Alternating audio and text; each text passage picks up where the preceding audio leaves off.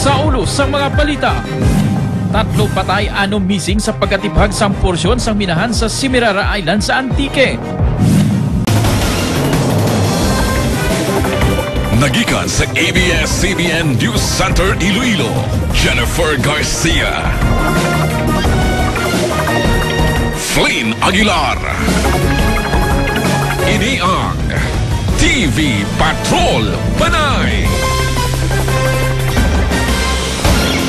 Mayong hapon mga kapamilya, ako si Jennifer Garcia. At ako naman, si Flynn Aguilar. Yang mas pasangkad TV Patrol Panay. Una sa balita.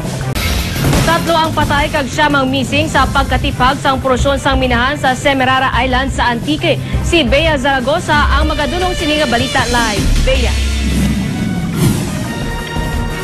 Yes, Jen, trahedya ang nagpukaw sa mga taga-Antique, ilabi na sa Banwa sang Kaluya sa Semirara Island. Ini matapos marumpag ang panianpit dito sa Semirara Island sirigid lang aga.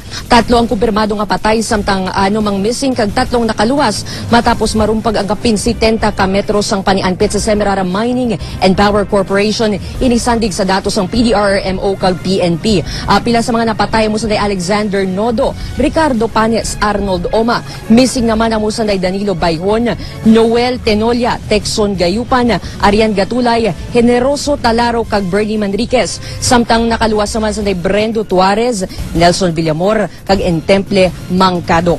Sa aton pakigangot kay Police Senior Superintendent Edgardo Ordaniel sang APPO, magapadulong sila buwas sa Kaluya agud mag-imbestiga upod ang SOCO kag Regional Command. Pahayag ni Ordaniel, hindi sila magpasugot nga aksidente lang ang natabo.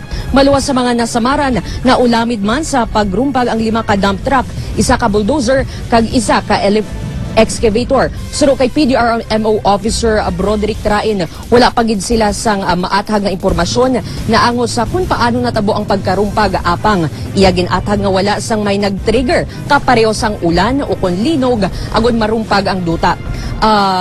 Para naman kay Governor Cadiao, hindi sila pagpalampason ng natabo bangod ikadawa na ini nga insidente.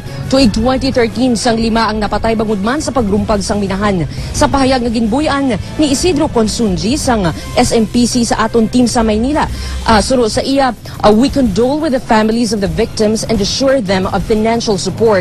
For now, we are working round the clock as retrieval operations are ongoing. Mine operations were suspended and several of our equipment also buried because of the incident. Na istorya man naton si Mr. Bong Sanchez ang head sang Save Antique Movement, isa ka environmental advocate kag suno sa iya panahon na agud aksyonan sang LGU ang ila proposal nga madugay na nila nga gira propose sa SP. Ini amo ang pagpauntat sang Semirara Mining lakipman ang paghatag sang prohibitions o limitasyon sa Semirara Mining Corporation. Para naman kay Governor Cadiao, tipunon anay niya mga datos nga dapat kinahanglan agud matun-an kunong dapat nga aksyon nga himuon. Jen? Madamo nga salamat, Bea Zaragoza.